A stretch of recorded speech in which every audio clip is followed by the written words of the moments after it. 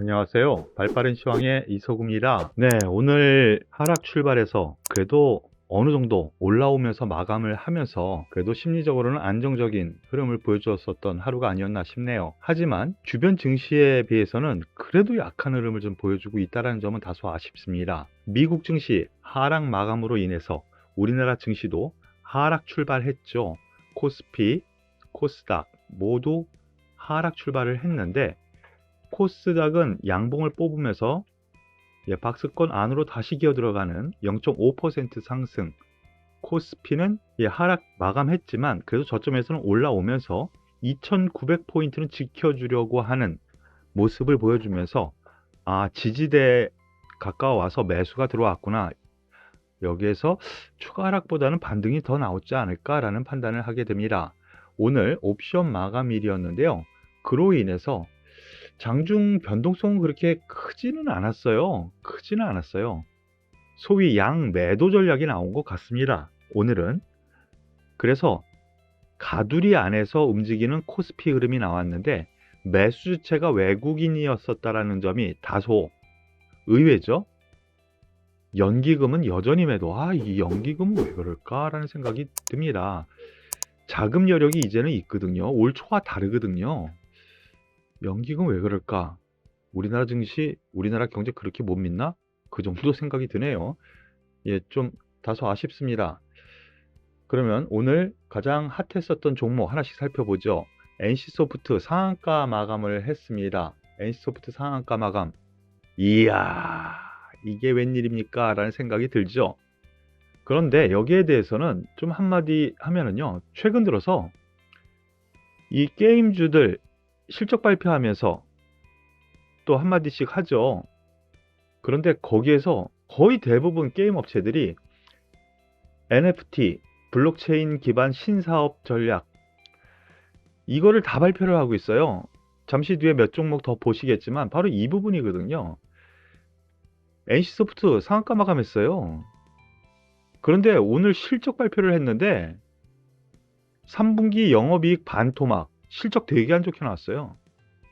그런데 이거 주가 관리하는 거 아닌가라는 생각도 들고요. 요즘에 너무 NFT, 리니지 NFT 나오나 물론 성장 산업이 이 NFT인 거는 분명한데요. 또 단기 급등에 따른 그 후폭풍도 단기적으로 올 수 있다는 거는 염두에 둬야 될 것 같아요. 택진이 형 계획 다 있구나. NC NFT 게임 소식의 상한가 터치. NC소프트 제가 말씀드렸었던 부분 그럼 차트를 한번 보시죠. 이 부분 말씀을 드렸었죠. 네, 제가 하단부 여기 이하 그리고 여기 다 매수자리라고 말씀을 드렸고 어제도 말씀을 드렸어요. 오히려 매수자리가 아닌가. 1차 70만원은 최소한 옵니다. 그리고 2차는 80만원 전후로 보시죠 라고 말씀드렸던 거 기억나시나요? 바로 어저께까지 근 한 달간 얘기를 했습니다. 한 달 넘게. 그런데 오늘 상한가 가면서 1차 분할 2차 목표가까지 옵니다. 글쎄요. 많이 생각을 하면 85만원 선까지도 볼 수 있다라는 생각은 듭니다. 그러니까 요 사이에서는 1차적으로는 요 사이 저항선으로 보시고요. 여기서는 물량 좀 줄이는 것이 어떨까 싶은 생각이 듭니다.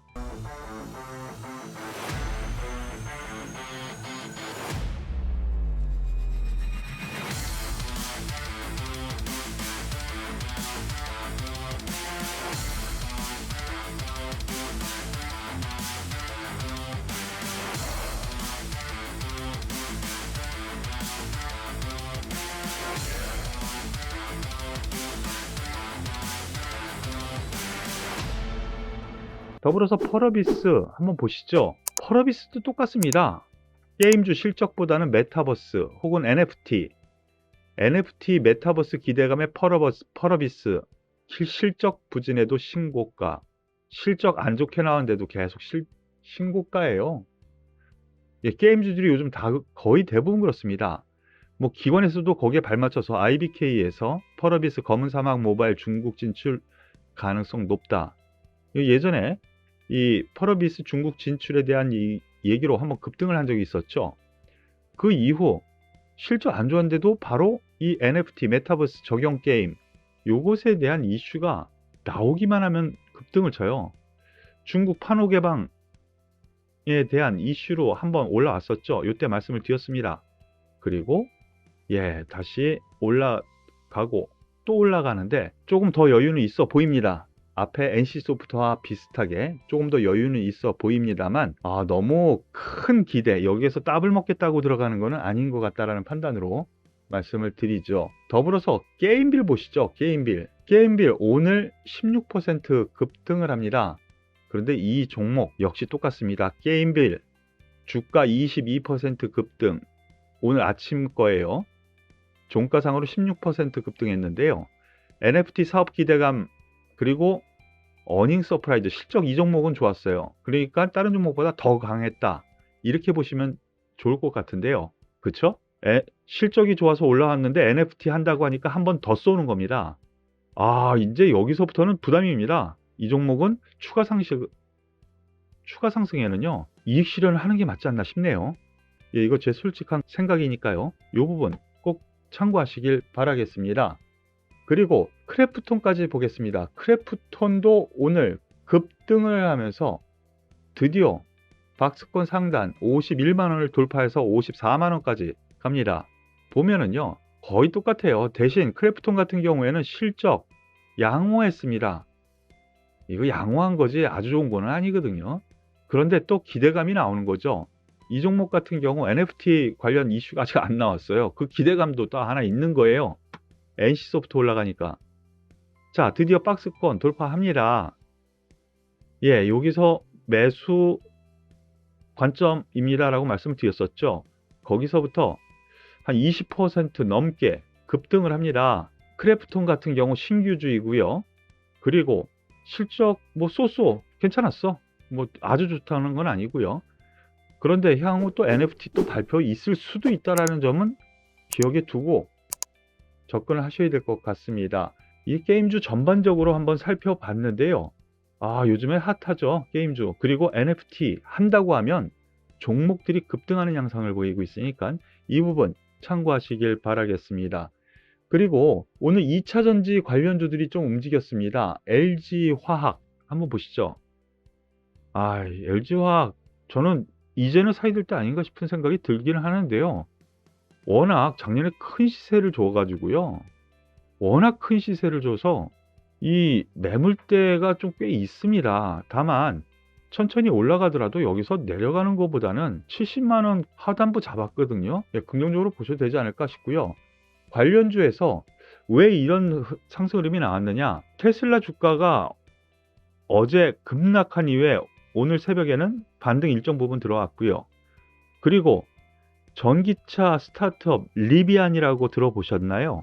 테슬라의 대항마라고까지 얘기를 하는데, 이 스타트업 회사 리비안이 신규 상장했는데 상당히 급등을 했어요. 그 영향이었다라고 보시는 것이 맞겠고요. 여기에 대해서 에코프로비엠 다시 고가 들어갑니다. 조정 시에 매수. 5일선도 안 닿고 올라가네요. 이거는 어쩔 수 없죠. 가지고 있는 사람들의 몫이라고 말씀을 드렸죠. 조정 시에만 매수 관점. 5일선도 안 닿고 가는 거 너무 부담스럽습니다. 그리고 LNF 오늘 4% 상승하는데 역시 주도 대장주는 에코프로비엠 이 종목이죠. 여기에 대해서 며칠 전에 2차 전지 소재 테마 한국금융투자 적극 매수 이거에 대해서 좀 말씀을 드렸었는데 조정 시에만 한번 보시길 권해드립니다. LNF도 그렇고요. 그리고 다음 관심주 카카오 많이들 관심을 보여주시고 있는데요. 1.2% 상승합니다. 그런데 카카오가 정신 못 차렸네요. 택시 넘어서 택배까지 넘보는 카카오, 배송 서비스 생배 인수타진, 과연 이게 될까? 라는 점. 왜냐면 정책 리스크가 있잖아요. 정부의 정책. 그래서 과연 이게 될까라는 생각도 한번 하게 됩니다. 더불어서 카카오금융 페이는 적자였고 뱅크는 최대 순이익이었다라는 점이었는데 둘 다 올해 신규 상장 종목이죠. 이 두 종목에 대해서도 한번 보죠. 카카오 일단은 박스권 아니라고 말씀드렸고, 요 상단 13만 8천 원 1차, 15만 7천 원, 15만 5천 원 정도까지로 보시죠. 2차 요 정도로 보시고요. 가져가는 전략 맞다라고 생각을 합니다. 더불어서 실적이 상당히 안 좋게 나온 거 이미 알았다라는 것 같습니다. 생각보다도 안 좋았다. 외국 기관 모두요. 왜냐면 그 전에 지금 며칠 안 됐는데 계속 내려왔잖아요. 실적 발표에 대한 부분을 이미 인지하고 있었던 것 같아요. 그런 점에서 놓고 보면은 오늘 일단 바닥을 찍는 흐름인데요. 단기 반등 들어올 여건 충분히 되고요. 그 위에 한번 더 떨어질 수도 있습니다. 예, 그런 점도 염두에 두시고 매매를 하시고 트레이딩 관점으로 보세요. 카카오뱅크 하단부에서는 매수라고 말씀을 드렸었죠. 하단부 근처에 와서 거기서부터 슬금슬금 올라갑니다. 카카오뱅크 실적은 양호하다고 하는데요. 하지만 시가총액 대비해서는, 그리고 은행의 실적에 또 비교해서는 아직 비싸거든요. 그러니까 이 박스권 안에서의 박스권 트레이딩 전략으로 말씀을 드리겠습니다.